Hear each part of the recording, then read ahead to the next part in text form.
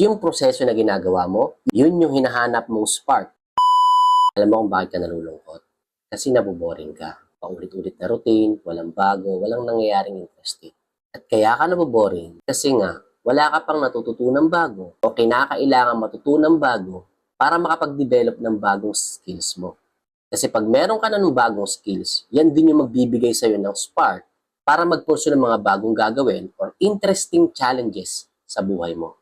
So, ang solusyon dyan is to build something new. Build mo yung body mo, magpalaki ka ng katawan, magpa-sexy ka, i-build mo yung mindset mo, magbasa ka ng libro, mag-aral ka, o kaya mag-build ka ng bagong business o negosyo mo.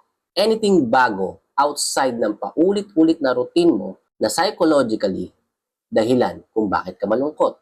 At dahil yon sa naboboring ka. Sa madaling salita, maboboring ka kapag yung mga challenges o yung mga ginagawa mo ay sobrang dali na lang para sa'yo. Para ka lang naglalaro ng video games tapos nasa level 20 ka, pero ang kinakalaban mo puro level 10 pababa pa. Ibig sabihin, hindi ka kasi nagpupursu ng bagong quest para mag-level up ka. At yun ang kailangan mong gawin, just like video game. Diba sa video game, mag-accept ka ng bagong quest, and then magkakaroon ka ng mga bagong challenges, mga bagong monster, yun yung kakalabanin mo. So, hindi mo pwedeng gamitin yung normal na skills mo doon. Kailangan mo rin mag-level up, kasi level up na rin yung kalaban mo. Same lang din yan kung paano ka nakarating sa level 20. Pinagkaiba lang is magle-level up ka na. Yun ang sagot dyan sa boredom mo. At yung proseso na ginagawa mo, yun yung hinahanap mong spark para maramdaman mong buhay ka ulit at masaya.